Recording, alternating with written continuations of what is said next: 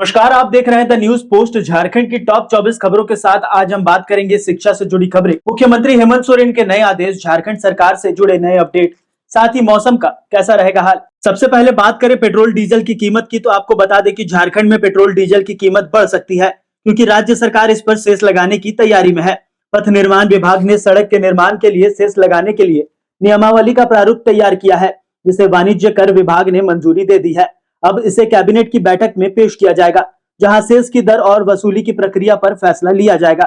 सूत्रों के अनुसार इससे राज्य को लगभग 350 करोड़ रुपए का अतिरिक्त राजस्व मिलेगा। पहले वैट बढ़ाने की योजना थी, लेकिन अब सेस लगाने का निर्णय लिया गया है। चर्चा में रहने वाले जयराम महतो ने जो किया उसे जानकर आप कहेंगे वाह, विधायक हो तो ऐसा। बीते बुधवार को जयराम महतो का काफिला गिरिडीह जा रहा था। उसी दरमियान विधायक जयराम महतो की नजर घायल व्यक्ति पर पड़ी। आनन फानन में जयराम ने तत्काल घायल को अपनी गाड़ी में बैठाया और नजदीक अस्पताल पहुंचाया और उसका इलाज कराया। साथ ही उसके साथ हुई लूटपाट की जानकारी प्रशासन को दी। अब बात करें एसीबी की, तो एसीबी की टीम ने गुरुवार को बड़ी कार्रवाई करते हुए नेतरहाट आवासीय विद्यालय के प्रशासनिक पदाधिकारी रोशन कुमार बक्सी को 50,000 रुपए रिश्वत लेते रंगे हाथों गिरफ्तार किया है। बताया गया कि बक्सी ने बिल क्लियरेंस के बढ़ते सप्लाई के रिश्वत की मांग की थी। जब सप्लायर ने रिश्वत देने से इनकार किया तो उसने इसकी शिकायत एसीबी से की। एसीबी ने शिकायत के बाद मामले की सत्यापन जांच की और पाया कि बक्सी ने सच में रिश्वत की मांग की थी। इसके बाद एसीबी ने कार्रवाई करते हुए उसे गिरफ्तार कर लिया है।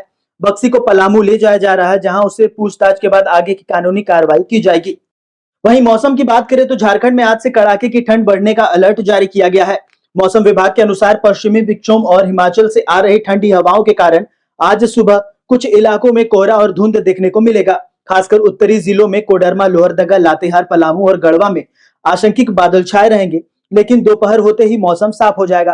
राजधानी रांची के ध्रुवा और कांके में न्यूनतम तापमान 2 डिग्री तक गिर सकता है, जिससे शीतलहरी का असर बढ़ेगा। सुबह के कोहरे के बाद दिन में धूप से राहत मिल सकती है, लेकिन शाम के समय ठंड बढ़ेगी। लोगों को, खासकर बच्चे और बुजुर्गों को सावधान रहने की सलाह दी गई है। एक और बड़ी खबर सामने आ रही है। झारखंड के पूर्व मुख्यमंत्री और ओडिशा के निवर्तमान राज्यपाल रघुवर दास रांची पहुंच चुके हैं। उन्होंने ओडिशा के राज्यपाल पद से इस्तीफा दे दिया है, जिसके बाद वह दोबारा सक्रिय राजनीति में वापस लौटे हैं। साथ ही मिली जानकारी के अनुसार वह बीजेपी की सदस्यता भी ले सकते हैं। राजनीतिक गलियारों में चर्चा तो यह है कि संगठन में उन्हें कोई बड़ी जिम्मेदारी दी जा सकती है। बात करें अब हेमंत सोरेन के नए निर्णय की, तो अब झारखंड में सरकारी स्कूल की सूरत बदलने वाली है। सरकारी स्कूल को लेकर हेमंत सोरेन सख्त हो गए हैं। अब सभी मंत्री स्कूल में बेहतर पठन पाठन को लेकर सक्रिय दिख रहे हैं। साथ ही दावा किया है कि स्कूल को निजी विद्यालयों की तर्ज पर अब पढ़ाई होगी। इस व्यवस्था को बनाने में जो भी शिक्षक रोरा बनेंगे उन पर कड़ी कार्रवाई की जाएगी। दरअसल झारखंड में सरकारी स्कूलों में माँ बाप अपने बच्चों को भेजने में ही डर जाते हैं। स्कूल की बड़ी बिल्डिंग तो होती है, लेकिन शिक्षक नहीं रहते, बच्चे को देखने वाला कोई नहीं रहता। शिक्षक अपनी हाजिरी बनाकर अपने निजी काम में व्यस्त हो जाते हैं। साथ ही कई बार तो मिड डे मील पर भी डाका डाल देते हैं, लेकिन अब ऐसा करने वालों के खिलाफ कड़ी कार्रवाई की जा सकती है। वहीं बढ़ेंगे खबरों में और आगे बात करेंगे मैया योजना से जुड़ी एक बड़ा अपडेट सामने आ रहा है। बता दें कि 28 दिसंबर को योग्य लाभुकों के खाते में 2500 रुपए ट्रांसफर करने की तैयारी में सरकार ने एड़ी चोटी की जोर लगा दी है। रांची के नामकुम के खोजा टोली मैदान पर इसे लेकर एक भव्य कार्यक्रम की तैयारी की गई है। अंदाजा लगाया जा सकता है कि कार्यक्रम में पूरे झारखंड से लाखों की भीड़ रांची आने वाली है। झारखंड के प्रमुख शहरों रांची, जमशेदपुर, बोकारो, धनबाद और हजारीबाग में अब साइबर, महिला, एंटी ह्यूमन ट्रैफिकिंग और SC/ST थाने को एक ही भवन में शिफ्ट किया जाएगा। डीजीपी अनुराग गुप्ता की पहल पर यह योजना तैयार की गई है, जिसका उद्देश्य पुलिस थानों को संसाधनों की कमी को पूरा करना और आम लोगों को एक ही स्थान पर इन सेवाओं का लाभ देना है।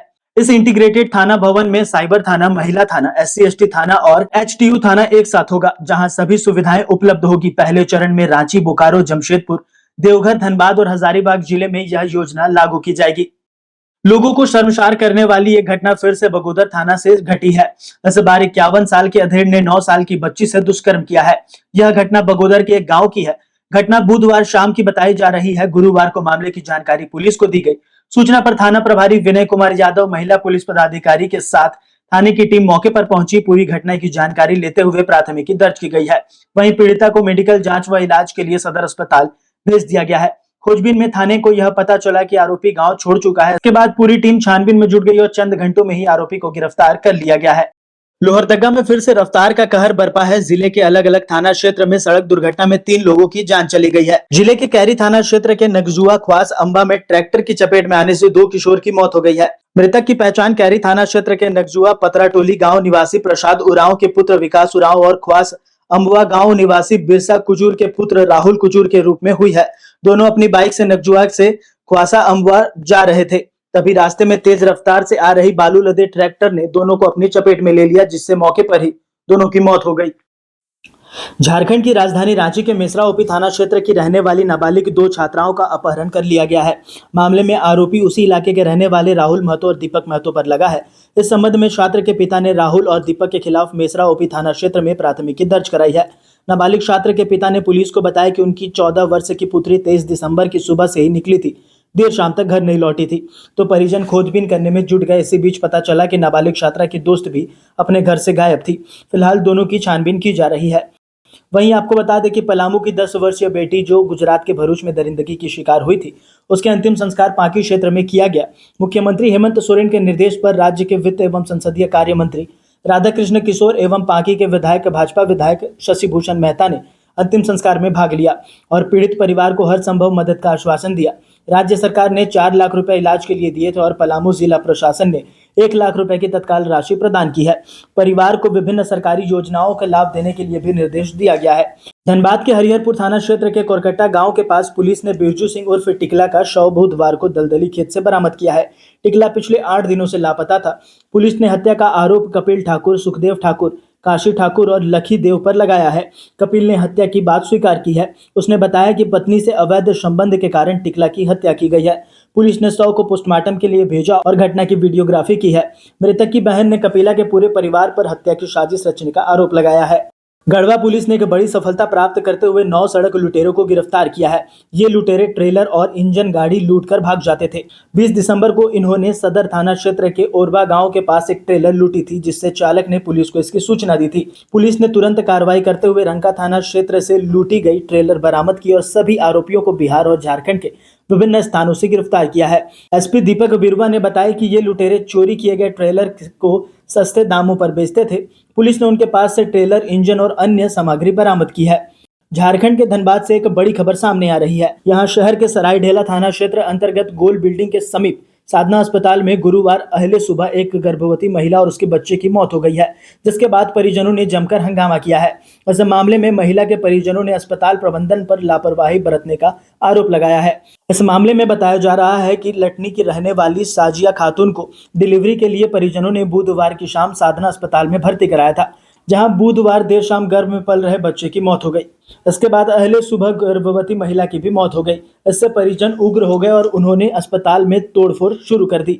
गढ़वा के सदर अस्पताल में करोड़ों रुपए की लागत से खरीदे गए वेंटिलेटर बर्बाद हो रहे हैं। अब तक ऑपरेटर नहीं किया जा सका है। कोरोना काल में करोड़ों रुपए की लागत से खरीदी गई थी और उसके बाद से वेंटिलेटर खुद वेंटिलेटर पे चला गया है।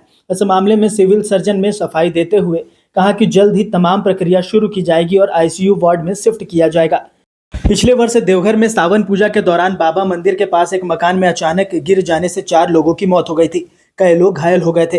मंदिर के नजदीक एसएन झा चौक के समीप सीता होटल गली में मकान गिरने से लोगों की मौत के बाद जिला प्रशासन पर कई सवाल उठे थे। घटना के बाद जिला प्रशासन ने अपने स्तर से वैसे मकानों का निरीक्षण किया जो जर्जर स्थिति में है, लोगों के ठहरने के लिए उपयोग किए जाते हैं। वैसे मकान मालिकों को हिदायत देकर मरम्मत कराने का आदेश दिया है। जिला प्रशासन के साथ साथ नगर निगम ने भी अब वैसे मकानों का नोटिस भेजना शुरू कर दिया है जो मकान जर्जर स्थिति में है। कन्वई चालक लगभग 11 महीने से धरना प्रदर्शन कर रहे हैं। उनका कहना है कि जब तक उनकी समस्याओं का समाधान नहीं होगा तब तक वे धरना जारी रखेंगे। कन्वई चालक संघ के बैनर तले 1 मार्च से चल रहे धरना प्रदर्शन मंगलवार को डीसी कार्यालय के समक्ष प्रदर्शन में बदल गया। चालकों ने डीसी से मुलाकात कर अपनी समस्याओं का समाधान करने की मांग की है। प्रमुख समस्याएं फर्स्ट पार्टी इंश्योरेंस की बहाली, सरकार द्वारा निर्धारित मजदूरी और बोनस का भुगतान। प्रदर्शनकारी चालकों का आरोप है कि उन्हें 24 घंटे में केवल 370 रुपए मिल रहे हैं, जबकि सरकार के नियमानुसार 746 रुपए मिलने चाहिए। अगर आप भी झारखंड के राशन कार्ड होल्डर हैं और अपने आप तक ई-केवाईसी नहीं कराया है तो आपके लिए बड़ी खुशखबरी है, क्योंकि खाद्य आपूर्ति विभाग ने ई-केवाईसी कराने की तारीख 28 फरवरी तक बढ़ा दी है। प्रभारी सचिव उमा शंकर सिंह ने इसकी जानकारी दी है।